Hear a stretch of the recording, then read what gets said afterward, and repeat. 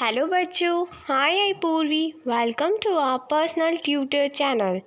आज हम लोग कक्षा 7 बाल महाभारत का चौथा अध्याय पढ़ेंगे, अम्बा और भीष्म। सत्यवती के पुत्र चित्रांगद बड़े ही वीर परंतु स्वेच्छाचारी थे। एक बार किसी गंधर्व के साथ युद्ध हुआ, उसमें वह मारे गए। उनके कोई पुत्र ना थे, इसलिए उनके छोटे भाई विचित्रवीर हस्तिनापुर की गद्दी पर बैठे। विचित्रवीर की आयु उस समय बहुत छोटी थी, इस कारण उनके बालिग होने तक राजकाज भीष्म को ही संभालना पड़ा। जब विचित्रवीर विवाह के योग्य हुए तो भीष्म को उनके विवाह की चिंता हुई। उन्हें खबर लगी कि कशिराज की कन्याओं का स्वयंवर होने वाला है। यह जानकर भीष्म बड़े खुश हुए और स्वयंवर में सम्मिलित होने के लिए काशी रवाना हो गए। देश विदेश के अनेक राजकुमार उस स्वयंवर में भाग लेने के लिए आए थे। राजपुत्रों को पाने के लिए आपस में बड़ी स्पर्धा थी। क्षत्रियों में भीष्म की प्रतिज्ञा की प्रतिष्ठा अद्वितीय थी। उनके महान त्याग और भीषण प्रतिज्ञा का हाल सब जानते थे, इसलिए जब वह स्वयंवर मंडप में प्रविष्ट हुए तो राजकुमारों ने सोचा कि वह सिर्फ स्वयंवर देखने के लिए आए हैं। परंतु जब स्वयंवर में सम्मिलित होने वालों में भीष्म ने भी अपना नाम दिया तो अन्य कुमारों को निराश होना पड़ा। उनको क्या पता था कि दृढ़व्रती भीष्म अपने लिए नहीं वरन अपने भाई के लिए स्वयंवर में सम्मिलित हुए हैं। सभा में खलबली मच गई। चारों ओर से भीष्म पर पवती कसी जाने लगी, माना कि भीष्मवंशी भीष्म बड़े बुद्धिमान और विद्वान हैं। स्वयंवर से इन्हें क्या मतलब? इनके प्रण का क्या हुआ? जीवन भर ब्रह्मचारी रहने की इन्होंने जो प्रतिज्ञा की थी, क्या वह झूठी थी? इस भांति सब राजकुमारों ने भीष्म की हंसी उड़ाई। यहाँ तक कि काशीराज की कन्याओं ने भी भीष्म की तरफ से दृष्टि फेर ली और उनकी अवहेलना सी करके आगे की ओर चल दी। भीष्म इस अवहेलना को सह ना सके। उन्होंने सभी राजकुमारों को हराकर तीनों राजकन्याओं को बलपूर्वक रथ पर बैठा लिया और हस्तिनापुर को चल दिए। सोबदेश का राजा शल्व बड़ा वीर था। काशीगज की सबसे बड़ी कन्या अम्बा उस पर अनुरक्त थी और उसको मन ही मन अपना पति मान चुकी थी। शल्व ने भीष्म के रथ का पीछा किया और उसको रोकने का प्रयत्न किया। इस पर भीष्म और शल्व के बीच घोर युद्ध छिड़ा।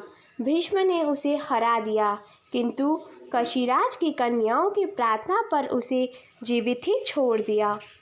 भीष्म कशिराज की कन्याओं को लेकर हस्तिनापुर पहुँचे। विचित्रवीर के विवाह की सारी तैयारी हो जाने के बाद जब कन्याओं को विवाह मंडप में ले जाने का समय आया तो कशिराज की बड़ी बेटी अम्बा एकांत में भीष्म की बोली, गंगेय, मैंने अपने मन में सोबदेश के राजा शल्व को अपना पति मान लिया है।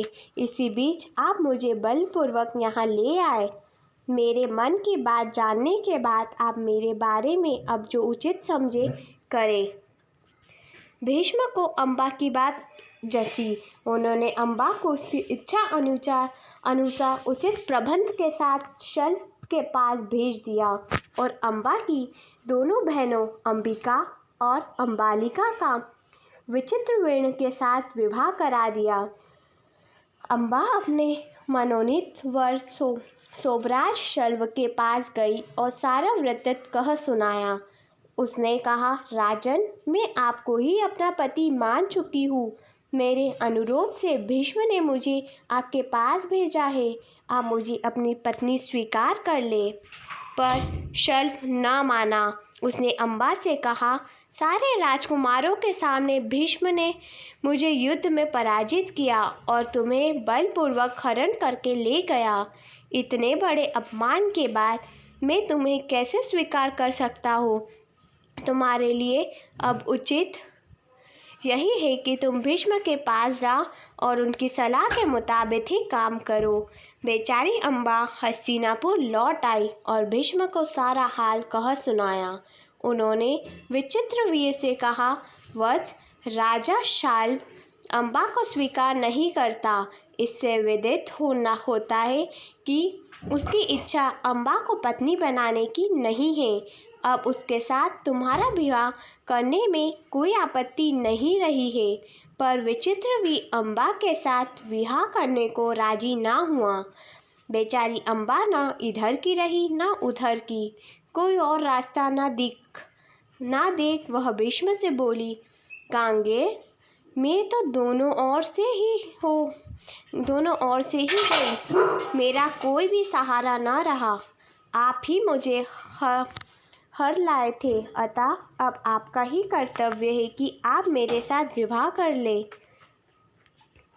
भीष्म ने उसकी बात ध्यान से सुनी और अपनी प्रतिज्ञा की याद दिलाकर बोले, अपनी प्रतिज्ञा तो मैं नहीं तोड़ सकता। उन्हें अम्बा की परिस्थिति समझकर विचित्रवीर्य से दोबारा आग्रह किया, पर वह नहीं माना। भीष्म ने अम्बा को फिर समझाया और कहा कि शोभराज शाल्व के ही पास जाओ और एक बार फिर प्रार्थना करो। लाचार अम्बा फिर शाल्व के पास गई और उसकी बहुत मन्नतें की, लेकिन दूसरे की जीती हुई कन्या को स्वीकार करने से शोभराज ने साफ इनकार कर दिया। अम्बा इस प्रकार 6 साल तक हस्तिनापुर और शोभ देश के बीच ठोकरें खाती फिरी। उसने अपने इस सारे दुख का कारण भीष्म को ही समझा। उन पर उसे बहुत क्रोध आया और प्रतिहिंसा की आग उसके मन में जलने लगी। भीष्म से बदला लेने की इच्छा से वह कई राजाओं के पास गई और उनको अपना दुखड़ा सुनाया। भीष्म से युद्ध करके उनका वध करने की और उसने राजाओं से प्रार्थना की, पर राजा लोग तो भीष्म के नाम से ही डरते थे। किसी में इतना साहस ना था कि भीष्म से युद्ध करे। क्षत्रियों से एकदम निराश होकर अम्बा ने तपस्वी ब्राह्मणों की शरण ली। तपस्वियों ने कहा, बेटी, तुम परशुराम के पास जाओ, वे तुम्हारी इच्छा अवश्य पूरी करेंगे। तब ऋषियों की सलाह पर अम्बा परशुराम के पास गई।